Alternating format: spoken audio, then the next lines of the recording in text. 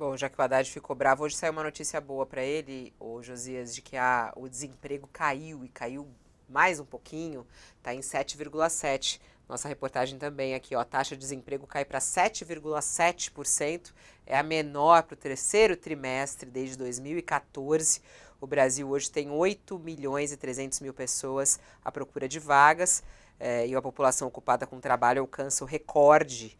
Está quase em 100 milhões, 99,8 milhões. Essa é uma boa notícia para o nosso país, né? A gente que vê aí o desemprego que chegou a bater muito alto nos últimos anos e que começou numa queda e agora está em 7,7, é a mais baixa desde o trimestre até fevereiro de 2015, que era de 7,5%. Foi lá no final de 2014 que a taxa estava bem baixa, em 6,9, e começou a subir o ano em que a economia começou a entrar em crise, e aí agora a gente está em 7,7. Essa é uma boa notícia. Mas só dando mais um pitaco na fala do Lula, ô Josias, quando o Lula fala sobre o Bolsonaro, né? Isso está repercutindo já bastante agora que ele falou no Café com o Presidente de que Bolsonaro estava preparando o golpe. A gente tinha visto, o Lula até tinha parado um pouco de falar de Bolsonaro.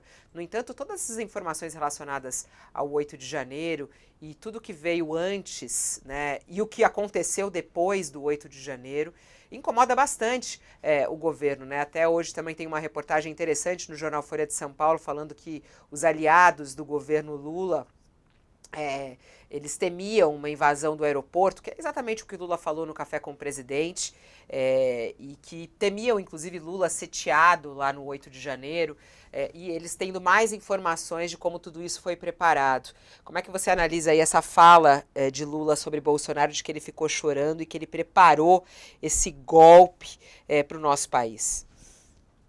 A preparação do golpe, ninguém tem mais dúvida de que isso de fato ocorreu, não é, Fabiola? Houve uma tentativa de golpe, essa tentativa se materializou no dia 8 de janeiro. O Lula tem razão. O único senão que eu observo na fala do Lula, nesse café com o presidente de hoje, é que ele diz que teve uma vitória maiúscula. Ele, Lula, teve uma vitória maiúscula. Em verdade, o que foi grandioso no processo eleitoral do ano passado foi a atitude da sociedade brasileira. A sociedade teve uma atitude grandiosa diante do descalabro patrocinado pelo Bolsonaro, bombardeada por informações falsas, assediada por tentações eleitorais de um presidente que arrombou os cofres para seduzir o eleitorado. Com tudo isso ao redor, a maioria dos eleitores brasileiros ainda optaram por retirar o Bolsonaro do Palácio do Planalto, sonegando a ele a reeleição. O Lula, beneficiado por esta atitude grandiosa da sociedade brasileira, obteve uma eleição miúda. Ele foi eleito com uma diferença de 1,8% dos votos válidos. Uma diferença muito pequena para que o presidente considere ter realizado um grande feito. Em verdade, o feito grandioso, de fato, foi a decisão do eleitorado, da maioria dos eleitores brasileiros. E, desde então, o Lula está tentando se acertar.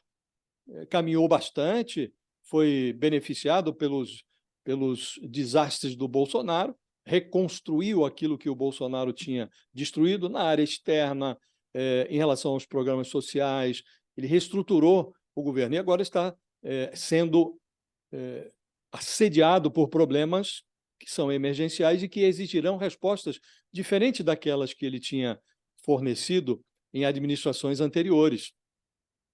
Agora mesmo está enfrentando o problema da segurança pública e precisa aparecer com respostas contemporâneas para um velho problema, né?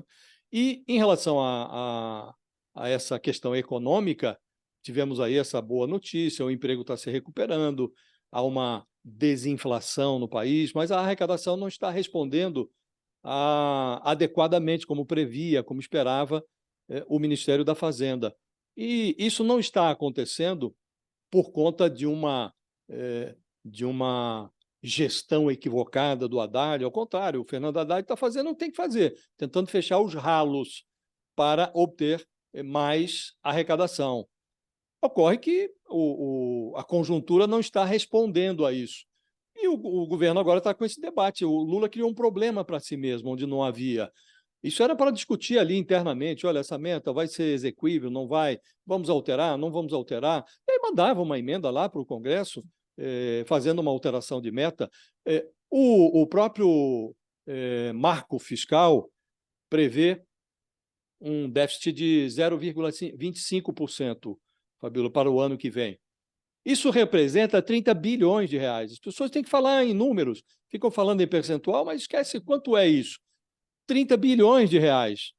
E esse 0,5, o déficit é zero, mas dá uma tolerância. Então, pela regra fiscal, pelo novo marco fiscal, você estabelece a meta e fixa uma tolerância. No caso, a tolerância seria de 0,5 ponto percentual. Então, meta zero, 0,5% de tolerância. Isso dá 30 bilhões de reais. Aí o Lula agora está falando em 0,5%, 60 bilhões de reais.